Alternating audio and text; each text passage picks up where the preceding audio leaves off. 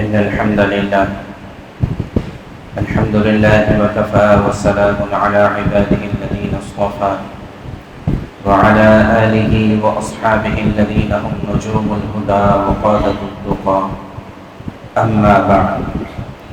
فأعوذ بالله من الشيطان الرجيم بسم الله الرحمن الرحيم سبحان الذي أسرى بعبده ليلا من المسجد الحرام إلى المسجد الأقصى الذي باركنا حوله لنريه من آياتنا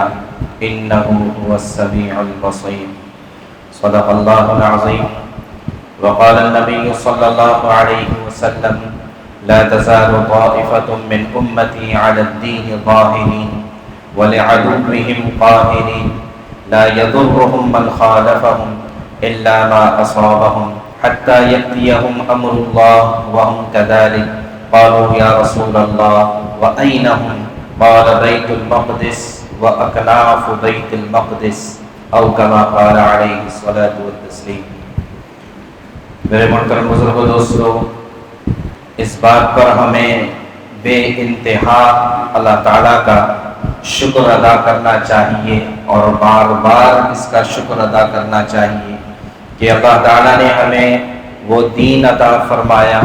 کہ جو دین اپنی ذات میں کامل اور مکمل ہے اور زندگی گزارنے کے لیے بہترین لاہ عمل ہے، بہترین لائف سٹائل ہے۔ اس سے زیادہ اچھا زندگی گزارنے کا کوئی طریقہ نہیں ہو سکتا ہے۔ اسی طرح وہ دین عطا فرمایا، وہ قرآن، وہ حدیث عطا فرمائی، وہ اللہ اور وہ رسول ہمارے پاس ہیں جو ہمیں دنیا کی ابتدا سے لے کر آج تک کیا کیا دنیا میں ہوا ہے، یعنی ماضی اور تاریخ میں کیا ہوا ہے، وہ تمام چیزیں ہمیں پتہ ہیں۔ جیسے اس سے پہلے ہمارے یہاں تذکرہ ہو چکا ہے کہ انسانیت کی ابتدا کہاں سے ہوئی، آدم اور حوا علیہم السلام، ان کو کس نے پیدا کیا، کس چیز سے پیدا کیا گیا، کس مقصد سے پیدا کیا گیا، کہاں پیدا کیا گیا، کہاں رکھا گیا، کس وجہ سے دنیا میں بھیجا گیا، ان تمام سوالات کے جوابات ہمارے پاس واضح اور کھلی کتاب میں موجود ہیں۔ پھر اس کے بعد آپ دیکھیں کہ نوح علیہ السلام کی قوم کا ذکر اور قوم صالح کا ذکر، قوم ہود کا ذکر، قوم عاد کا ذکر اور قوم موسیٰ کا ذکر، بنی اسرائیل کا ذکر، یعنی تاریخ کی ان چیزوں کا تذکرہ ہمارے پاس موجود ہے کہ موجودہ دنیا جو بظاہر بہت مہذب، بظاہر بہت علم اور نالج میں بہت ایڈوانس سمجھی جاتی ہے، ان کے پاس بھی وہ تاریخ نہیں جو ہمارے پاس تاریخ موجود ہے، اور وہ بھی تاریخ ہمارے پاس وہ ہے جو سب سے زیادہ پکی، سچی، اوتھینٹیکیٹ قرآن پاک کی شکل میں موجود ہے۔ اس سے زیادہ پکی بات کیا ہو سکتی ہے؟ تو میں یہ عرض کر رہا ہوں کہ ہمارے پاس آدم علیہ السلام یعنی دنیا کے بننے سے لے کر آج تک کی تاریخ موجود ہے۔ پھر اس کے بعد وہ دین موجود ہے جو آج ہمیں بتاتا ہے کہ کیسے زندگی گزارنا ہے، چاہے وہ 1400 سال پہلے کا ہو، چاہے وہ آج یہ 21ویں صدی کا ہو یا 15ویں صدی ہجری کا ہو، چاہے وہ آج اگلے 100 سال بعد، اگلے 1000 سال بعد، جب تک دنیا پر مسلمان رہیں گے، اللہ کہنے والے رہیں گے، قرآن ان کی رہبری کرتا رہے گا۔ حدیث میں زندگی گزارنے کا طریقہ بتایا گیا ہے، اس کے مطابق مسلمان ہر زمانے میں، ہر حالات میں، دنیا کے ہر کونے میں اپنی زندگی گزار سکتا ہے۔ وہ دین اللہ نے ہمیں عطا فرمایا ہے۔ اب اس کے بعد اگلی بات سنیں کہ ہمارے پاس تاریخ بھی ہے، ہمارے پاس موجودہ زمانہ بھی ہے، اور اسی طرح ہمارے پاس قرآن اور حدیث میں آئندہ آنے والے حالات، آئندہ آنے والے واقعات، آئندہ کیا کیا ہونے والا ہے دنیا میں، یہ بھی اوتھینٹک طریقے سے سچی اور پکی خبروں کے ساتھ ہمارے پاس موجود ہے۔ الحمدللہ علی ذالک۔ تو ہمارے پاس ماضی بھی ہے، ہمارے پاس حال بھی ہے، ہمارے پاس مستقبل بھی ہے، چنانچہ ایک صحابی فرماتے ہیں کہ اللہ کے رسول صلی اللہ علیہ وسلم نے ہمیں ایک دن خطبہ دیا، اور خطبہ کب سے شروع کیا؟ فجر کی نماز کے بعد خطبہ شروع کیا، اور اتنا لمبا خطبہ دیا، اتنا لمبا خطبہ دیا کہ سورج چڑھ گیا، یعنی سورج نکل کر اوپر آ گیا، یہاں تک کہ ظہر کی نماز کا وقت ہو گیا۔ حضور نے ہمیں اتنا لمبا خطبہ دیا، پھر نماز پڑھی، پھر نماز پڑھنے کے بعد پھر خطبہ شروع کیا، اور اتنا لمبا کیا کہ عصر کی نماز کا وقت ہو گیا، پھر عصر کی نماز کے بعد دوبارہ خطبہ شروع کیا، یہاں تک کہ سورج غروب ہو گیا، یعنی مغرب کی نماز کا وقت ہو گیا۔ پورے دن بھر کا خطبہ دیا اور پورے دن بھر کا بیان کیا، اور اس میں کیا بتایا، کیا وضاحت کی؟ تو وہ صحابی فرماتے ہیں کہ قیامت سے پہلے آنے والے جتنے حالات اور واقعات ہیں اور جتنے فتنے اٹھنے والے ہیں، ان تمام باتوں کو اللہ کے نبی صلی اللہ علیہ وسلم نے ہمیں بتایا، یہاں تک کہ یہ بھی بتایا کہ وہ جو فتنہ اٹھنے والا ہے، جو بھی فتنہ، اور اس فتنے کا بانی کون ہوگا، یعنی کس کے ذریعے سے وہ فتنہ اٹھے گا۔ اللہ کے نبی صلی اللہ علیہ وسلم نے ہمیں اس فتنہ خور کا نام بھی بتایا، اس کے باپ کا نام بھی ہمیں بتایا، اور پھر وہ صحابی فرماتے ہیں کہ ہم جتنے بیٹھے ہوئے تھے سننے والے، ان میں سے جنہوں نے یاد رکھنا تھا یاد رکھا، بہت سارے بھول گئے، لیکن میں نے ان باتوں کو یاد رکھا ہے۔ چنانچہ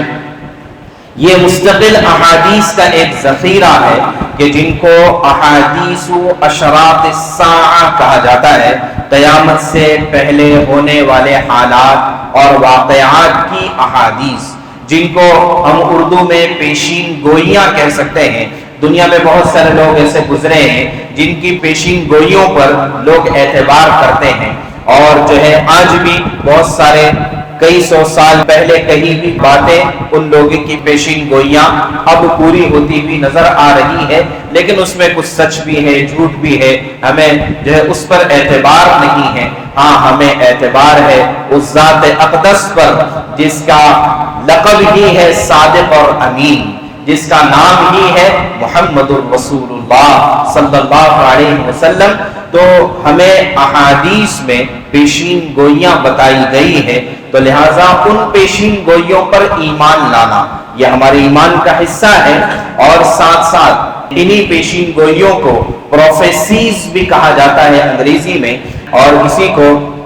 دلائل النبوہ بھی کہا جاتا ہے کہ یہ نبوت کی دلیل ہے۔ اللہ کے نبی صلی اللہ علیہ وسلم کے نبوت کی دلیل کیا دلیل ہے؟ آئندہ جو کچھ ہونے والا ہے اس کو آج ہی بتا دیا، 1400 سال پہلے بتا دیا، تو یہ نبوت کی دلیل بھی ہے، یہ پیشین گوئی بھی ہے، یہ پروفیسیز بھی ہے۔ اور ان احادیث کے ذریعے سے ہمیں کیا پتا چلے گا؟ ایک تو سب سے پہلی بات یہ ہے ہمیں ان احادیث پر ایمان لانا ہے۔ ظاہر ہے کہ اللہ کے نبی صلی اللہ علیہ وسلم کی ہر بات وحی ہوتی تھی، ان هو الا وحی یوحی وما ينطق عن الهوى ان هو الا وحی یوحی، آپ نے جو بھی بات کہی ہے زبان سے وہ سوائے وحی کے، سوائے اللہ کی طرف سے کہے ہوئے کے آپ نے اپنی طرف سے کچھ نہیں کہا ہے، تو لہذا ان احادیث پر ایمان لانا۔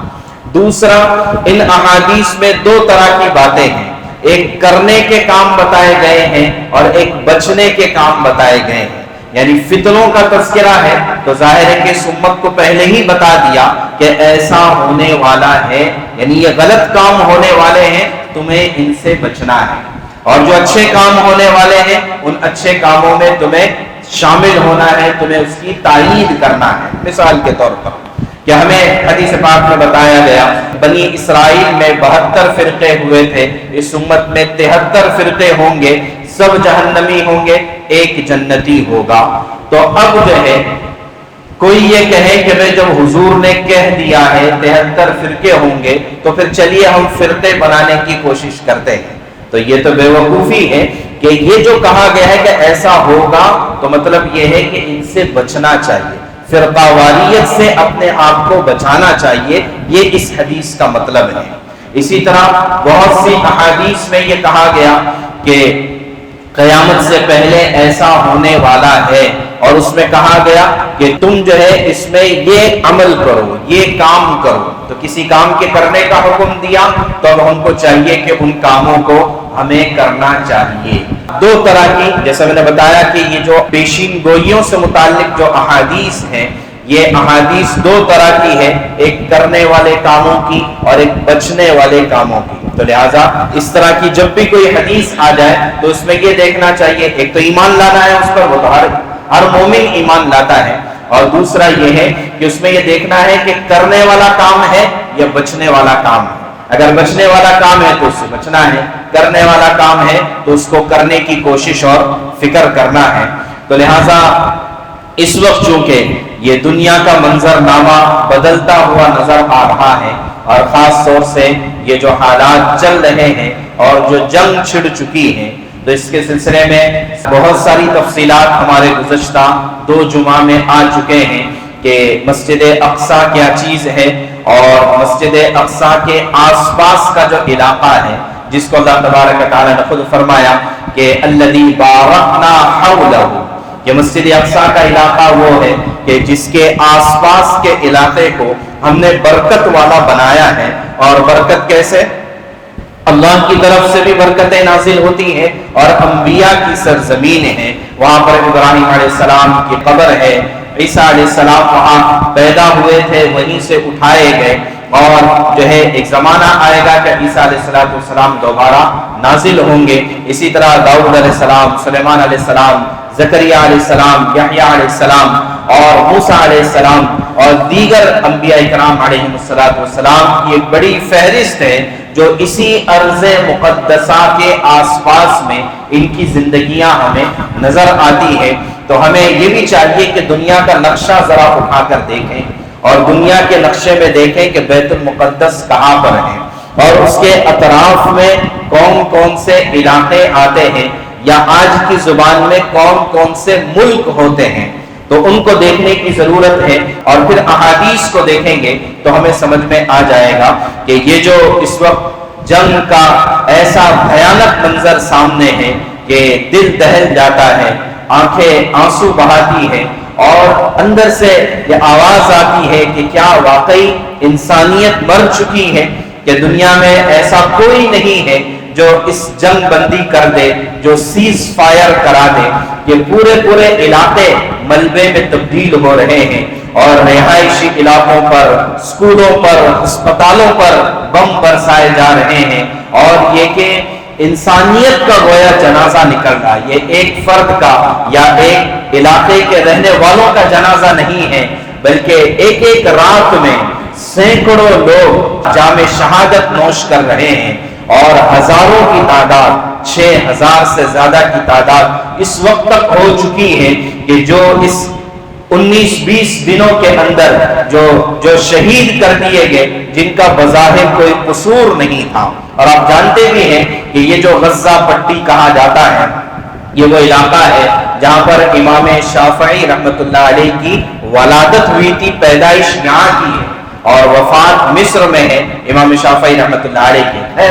جب انبیاء کی سرزمین ہو تو آپ سوچیں وہاں پر کتنے ائمہ، کتنے صلحاء، کتنے قطب، کتنے ابدال، کتنے اللہ والوں کی وہاں پر آماجگاہ ہوگی، ہم اس کا اندازہ نہیں کر سکتے ہیں۔ تو بہرحال یہ جس غزہ پٹی کا رونا رویا جاتا ہے اور اس کو دہشت گرد بتانے کی کوشش کی جاتی ہے، آپ کو پتا ہے کہ یہ اس کا ایریا کتنا ہے؟ اس کا ایریا صرف لمبائی میں 41 کلومیٹر، 41 کلومیٹر کا ایریا ہے، چوڑائی میں اکثر جگہوں پر 12 کلومیٹر اور کہیں پر 16 کلومیٹر۔ تو آپ اندازہ کریں یہ 41 بائی 16 کلومیٹر کا اتنا سا یہ پٹا ہے، اتنا سا یہ علاقہ ہے، اور جو ہے اس پر تلے ہوئے ہیں لوگ کہ اس کو صفحۂ ہستی سے مٹا دیا جائے، اس کے یہاں سے انسانیت کا وجود ختم کر دیا جائے، اور جو ہے جو انسانوں کے جینے کے لیے جن چیزوں کی ضرورت ہوتی ہے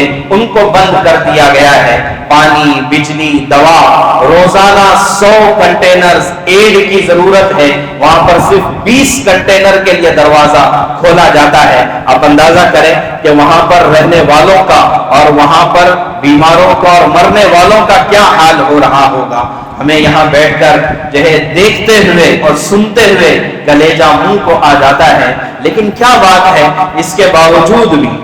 باوجود بھی انسانیت کے نام پر کسی کو رحم نہیں آ رہا ہے۔ انسانیت کے نام پر یہ بات نہیں کہی جاتی ہے کہ جنگ بندی کر دی جائے، اس لیے کہ جنگ سے کسی کا کوئی فائدہ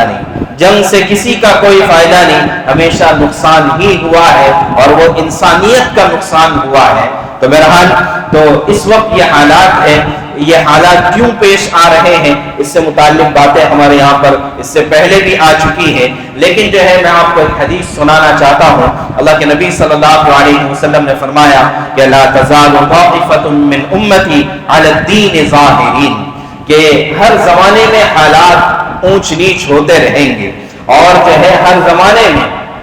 دین پر عمل کرنے والے بھی ہوں گے اور دین سے دور ہٹنے والے بھی ہوں گے، یہ ہر زمانے میں ہوگا، لیکن ہر زمانے میں ایک جماعت ضرور ایسی ہوگی جو دین پر قائم ہوگی، دین کو پھیلانے کی محنت اور کوشش میں لگی ہوئی ہوگی، اور دین کو وہ قائم کرے گی اپنی ذات میں بھی اور اللہ کی زمین پر بھی۔ تو ہر زمانے میں ایسی ایک جماعت رہے گی، اسی کو طائفہ منصورہ کہا گیا، کہ ایسی جماعت جس کے ساتھ اللہ کی مدد ہوگی۔ تو فرمایا کہ لا تزال طائفة من امتی علی الدین ظاہرین، کہ جو دین پر قائم ہوں گے ایک جماعت ضرور ایسی ہوگی۔ علماء نے لکھا ہے، امام نووی رحمۃ اللہ علیہ نے، کہ ایک جماعت کا مطلب یہ نہیں کہ یہ ایک ہی جگہ پر ایک ہی جماعت ہوگی، نہیں، یہ مختلف لوگ پوری دنیا میں پھیلے ہوئے ہوں گے، لیکن چونکہ ان سب کا مشن ایک ہوگا۔ مشن کیا ہوگا؟ دین اور دین کی محنت۔ مشن کیا ہوگا؟ دین کو زندہ کرنا اور قائم کرنا، یہ ان کا مشن ایک ہوگا، اس لیے اس کو ایک جماعت کہا۔ تو ایک جماعت کا مطلب یہ نہیں کہ چند افراد ہی ہوں گے، پوری دنیا میں ہوں گے یہ، لیکن ان کا مشن یہ ہوگا کہ علی الدین ظاہرین، کہ یہ دین پر قائم رہنے والے لوگ ہوں گے۔ اور علامت بتائی وَلِعَدُوِّهِمْ قَاهِرِينَ، اور اپنے دشمن کے ناک میں دم کر دیں گے، یہ ان کی صفات ہوگی۔ لا يضرهم من خالفهم، جو ان کی مخالفت کرے گا ان کا کچھ بگاڑ نہیں سکے گا۔ لا يضرهم من خالفهم، اور الا ما اصابهم، ہاں الا یہ کہ ان پر جو مصیبتیں آئیں گی، یعنی مصیبتیں کیا آئیں گی کہ ان کو جان کا نذرانہ پیش کرنا پڑے گا، ان کو شہادتیں قبول کرنی پڑے گی، ان کو مال لگانا پڑے گا، ان کو قربانیاں دینی پڑے گی، یہ تو ہوگا ان کے ساتھ۔ لیکن اب تک کی صفات بتائی کہ یہ دین پر قائم ہوں گے، دشمن ان سے ڈر رہے ہوں گے، اور تیسری بات فرمائی کہ مخالفت کرنے والے ان کا کوئی نقصان نہیں کر پائیں گے۔ یہ تین صفات بتائی، حتی یأتیہم امر اللہ، یہاں تک کہ اللہ کا فیصلہ آ جائے گا، وہم کذالک، اور وہ انہی صفات کے ساتھ باقی رہیں گے۔ اب یہ تین صفات بتائی، اب اس کے بعد اگلی بات سنیں کہ صحابہ کرام نے اللہ کے نبی صلی اللہ علیہ وسلم سے سوال کیا، یا رسول اللہ وَأَيْنَ هُمْ، کہ یہ جو جماعت ہوگی جس کے بارے میں آپ یہ صفات بیان کر رہے ہیں، یہ جماعت کہاں ہوگی، کہاں کے رہنے والے ہوں گے، کہاں کے باسی ہوں گے یہ؟ تو فرمایا بیت المقدس وَأَكْنَافُ بَيْتِ الْمَقْدِسِ، یہ بیت المقدس کے رہنے والے ہوں گے، یہ مسجد اقصی اور اس کے آس پاس کے علاقے میں رہنے والی یہ جماعت ہوگی جن کی یہ تین صفات بتائی گئی ہیں۔ بعض روایتوں میں اہل الشام کا بھی ذکر آتا ہے کہ یہ شام والے ہوں گے۔ تو آپ چاہے بیت المقدس لے لو، چاہے آپ بیت المقدس کا اطراف لے لو، چاہے آپ شام لے لو اور نقشہ اٹھا کر اس کو سامنے دیکھ لو، تو یہ کون سے ممالک ہے اور وہ کون سی جگہیں ہیں کہ جن کے بارے میں حدیث میں کہا گیا، اور آج کیا حالات اور کیا واقعات ہو رہے ہیں۔ ہم تو اللہ تعالیٰ سے یہی دعا کریں گے کہ اللہ تعالیٰ جو ہے انسانیت پر رحم فرما دے، اور یہ کہ اس جنگ بندی کو ختم فرما دے،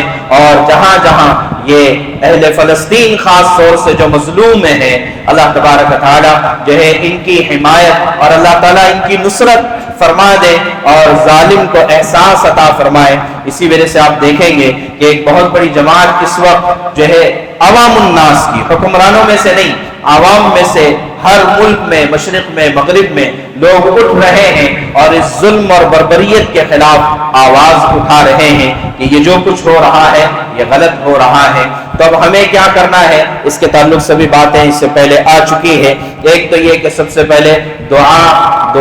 اور دعا بہت بڑا ہتھیار ہے، بہت کامیاب ہتھیار ہے۔ تو ایک تو دعا کو اختیار کرنا، دوسرا تائید کرنا، کہ تائید کرنا بڑا ضروری ہے تاکہ کم سے کم ہمارا شمار ظالمین میں نہ ہو جائے، ہمارا شمار خاموش رہنے والوں میں نہ ہو جائے، ہمارا شمار مظلومین کی حمایت کرنے والوں میں ہو جائے، یہ ضروری ہے۔ اور پھر اسی طرح جیسے اس سے پہلے بھی بات آئی تھی کہ اگر معاشی طور پر اور مالیات کے اعتبار سے اکنومیکلی اگر ہم ان ممالک کا بائیکاٹ کر سکتے ہیں، ان کے پروڈکٹس کا خرید و فروخت بند کر سکتے ہیں، تو یہ ہمارے ایمانی حمیت اور دینی اخلاق کا تقاضا ہے۔ اور اس وجہ سے بھی اس بائیکاٹ کی بات کہی جا رہی ہے کہ حدیث پاک میں ہم سے کہا گیا انصر اخاک ظالما او مظلوما، کہ اپنے بھائی کی مدد کرو چاہے وہ ظالم ہو چاہے وہ مظلوم ہو۔ تو مظلوم کی مدد کرنا تو سمجھ میں آتا ہے، ظالم کی مدد کیسے کریں؟ تو ظالم کی مدد یہ ہے کہ اس کو اس کے ظلم کا احساس دلایا جائے۔ تو کہیں نہ کہیں اس بائیکاٹ کے ذریعے سے ظالم کو اپنے ظلم کا احساس ہو جائے، اس وجہ سے ہم یہ کرنے کی بات کرتے ہیں۔ اس کے علاوہ یہ تو اب کرنے کی چیزیں ہیں، لیکن اس سے آگے ایک بہت بڑا کام ہے، اس سے آگے ایک بہت بڑا مشن ہے، اسے کرنے کی ضرورت ہے، اور وہ یہ کہ اپنی آنے والی نسلوں کو اس بات کے لیے تیار کرنا، اپنی آنے والی نسلوں کو دین پر قائم رکھنے کے لیے تیار کرنا، یہ ہماری آپ کی سب کی ذمہ داری ہے۔ اس لیے کہ قیامت سے پہلے کے حالات میں یہ بات ملتی ہے کہ دین پر قائم رہنا اتنا مشکل ہو جائے گا، اتنا مشکل ہوگا جیسے ہاتھ میں انگارہ پکڑنا۔ ہاتھ میں آپ کو انگارے کو کون پکڑے گا؟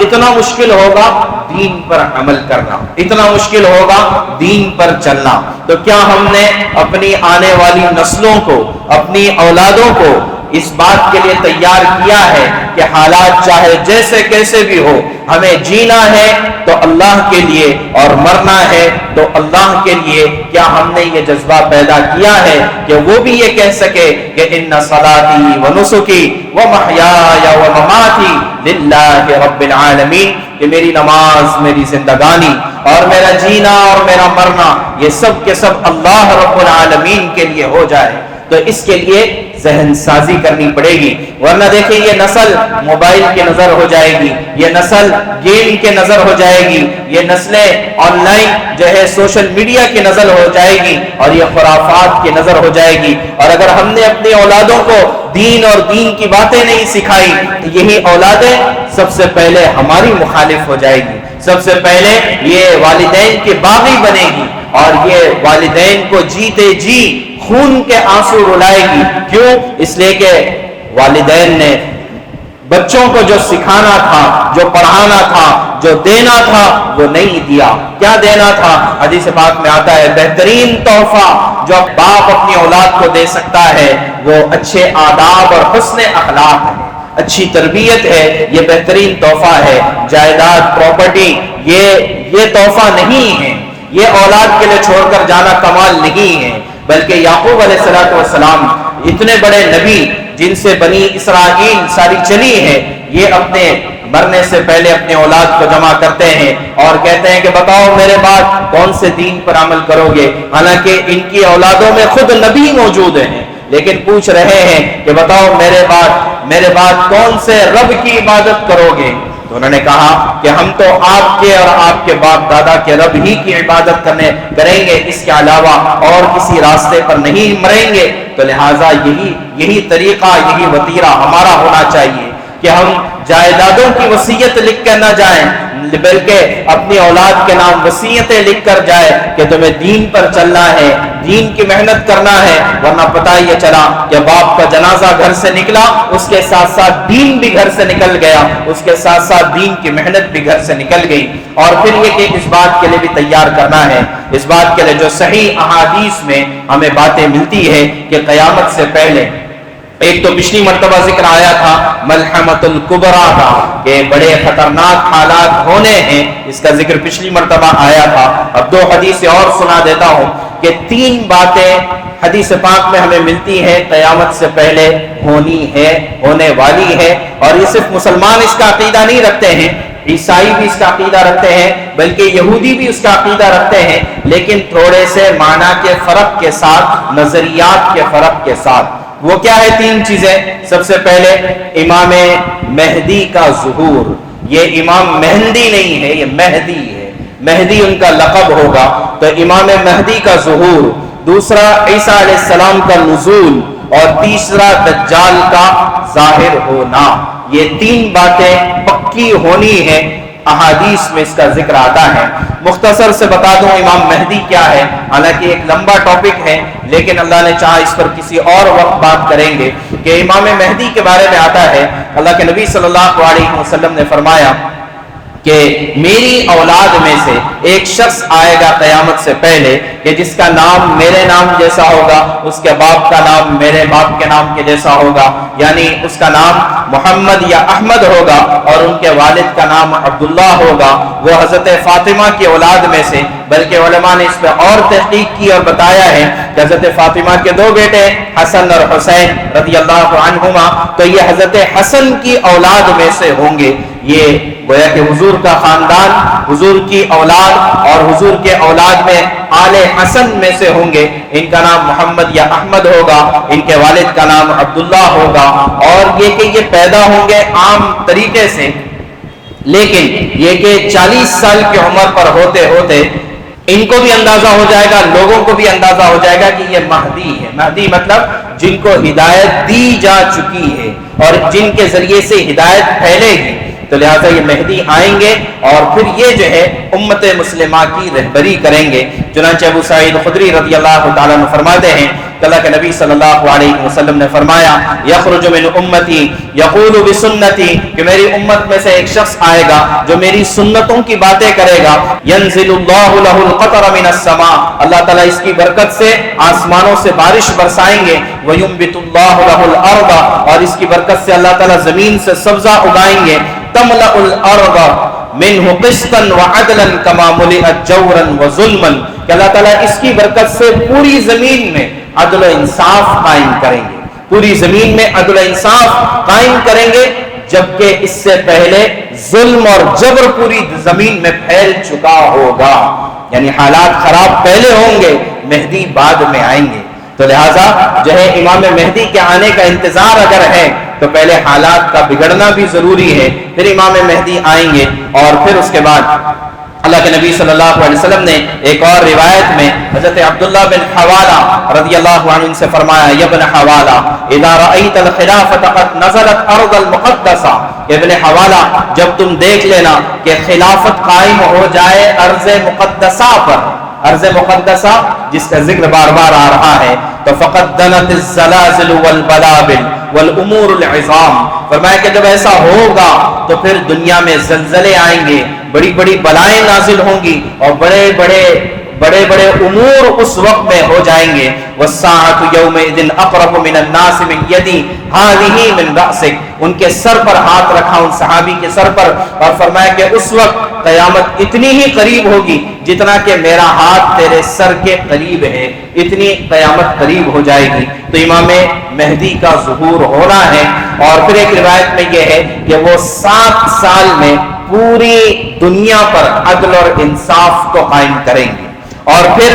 انہی کے زمانے میں دجال نکلے گا۔ اس پر بھی اللہ نے چاہا تفصیل سے انشاءاللہ بات کریں گے کہ دجال کیا ہوتا ہے اور اس سے بچنے کی ترکیب کیا ہے۔ آسان ترکیب تو حدیث پاک میں یہ ملتی ہے کہ جمعہ کے دن سورہ کہف کی تلاوت کرنا،